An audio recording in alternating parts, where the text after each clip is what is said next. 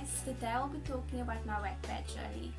I started writing WATTPAD fan fictions about I think 7 or 8 years ago. I remember I first started reading WATTPAD when I got to high school. I was reading it on my little BlackBerry curve, reading basically teenage fictions, and then I don't know why, I just realized make your own stories on WATTPAD. And I'd already been writing a fan fiction at the time, so I was like, why not, let me just post it. So I remember posting it. I officially joined WATTPAD I think in November 2014, and I posted my story, but I did copy and paste it from the Word document and then just let it be after that.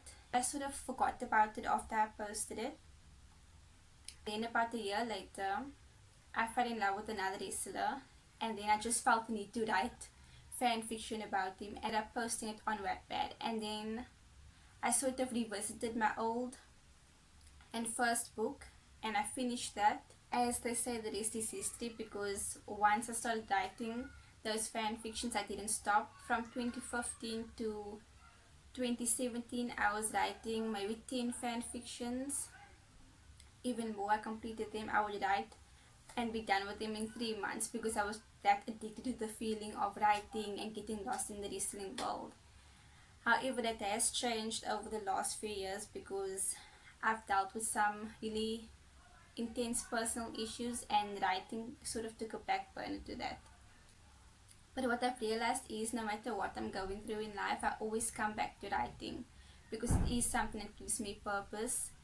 And WATTPAD has really helped me through the most difficult parts of my life. I can see when I go back and reread some books what I was going through when I wrote those books. It's filled with so much emotion. Everything I may have been feeling is in those books.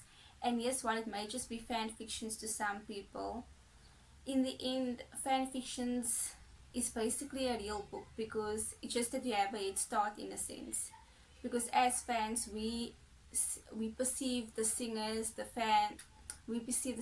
wrestlers, whoever we ship, in a certain light, and we get a small fraction of what their personality is like, and we run with it. So we get this idea of a character, and we look and see how they will react in certain situations, who they would be perfect within our eyes based on the little bit we get of them. So in the end, you're basically writing a book from scratch. You're creating the scenes, everything. So it is hard work, and it may just seem like, oh my word, I just wrote a fan fiction, it's so easy, but it's not. It really isn't. If it were, I would have all my fan fictions finished right now, but it does take time and energy, and you have to really be invested in it. Otherwise, you'll just be putting out chapters that aren't good, and you won't feel good about it. And that's something I've always tried to do, is be proud of the chapters I put out. Yes, there's been days where I've just been lazy and I just posted it even though I wasn't completely feeling it, but then there's been other days where I would spend hours on a chapter. Especially in my earlier books, I would spend hours editing, getting the perfect pictures to put with it, trying to find the perfect quote to put on top of the chapters. It just took so much time, but I enjoyed it. That's the thing, and that's the great thing about writing fan fiction. I was writing about things that I loved, so researching just involved me watching old interviews. It was just me focusing on the things that I loved and getting lost into that world. I was honestly shocked at how much people loved my books, or ended up loving them as I started reading them, because obviously in the beginning I only had a few followers, I only had a few people reading my book. My best friend was one of my first readers, and then it didn't matter to me how much readers I had. I just wanted to put it out there and just have it out there, so I knew I could go back to it if I wanted to see it again. But then it just blew up. From 2015 to 2017, I just gained so much more followers. I went from a few followers to 1.7k now. In this, it might not seem like much, but to me, who had no one reading my books, just to think that so many people, thousands of people, have been reading my books is insane to me. And I don't think I appreciate it as much as I should, because for me it's just numbers. I don't realize, oh my god, it's actually so much people reading my work and liking it because they vote for it and they comment on it. Yes, it's just in the WATTPAD community, but it just means a lot because you write those words because it's what you feel like writing, and it means so much to you when people actually relate to it, when people tell you how it made the day, or how they can't stop reading it, they're busy reading it at work, or they can't put the phone down, they had all nighters, or they've read your book more than twice because it's just that good to them. You might think what you're writing isn't that great, and then you're like, oh, it's a horrible chapter, and then you just get the comment and people are like, oh my word, I love this chapter so much, and it just made my day, and then you feel good about yourself. So that's why I feel like Wattpad or writing apps is better than just publishing a book, because you truly get to connect with the audience. You get to get feedback from them on each chapter, see what they like, what they don't like. So I really feel it helps to connect with people. I really love the Wattpad community, the Wattpad fanfiction community, because I've received so much support, whether I was having good days or bad. If I had a bad day, and I would go onto Wattpad and just get the most amazing notifications, and it would make me smile my hardest. I'm fortunate to have had a really positive experience on Wattpad. Yes, there has been some dislikes, but it's only really been with characters that didn't like the way they were portrayed, or they didn't like what certain characters did, but it's never been a personal attack on me. But in the last year there has been one or two very hateful comments, but what I've realized is those people were just looking to hate, because the comments didn't make sense. They were just calling me the worst names and just hating on me when they didn't know me, and hating on my books, which didn't make sense, because they would say how horrible this wrestler was and how he's so ugly and why would anybody want to be with him, and they were going to report my books for silly things that didn't even make sense. And for me it was just like, why are you even here? If you don't like the wrestler, why are you here? Because it's a fan fiction, so you are reading the book if you like the wrestler, so how can you hate on the wrestler and be reading the book? So I quickly realized those people were just trying to spread hate, because I don't know, they just were bored. So I would never respond to those comments, because I felt like the people that deserved my attention or my comments were the ones that were spreading love and truly giving me proper criticism, not those ones who were just like spewing hate. And yes, it hurt at first reading the horrible things that this person and that person said, but I quickly just shut it off. But I am fortunate enough to have some amazing followers, because they defended me even when I was taking a step back and just being silent. They defended me. So thank you guys so much for that. I started writing fan fictions before I even knew what fan fictions were.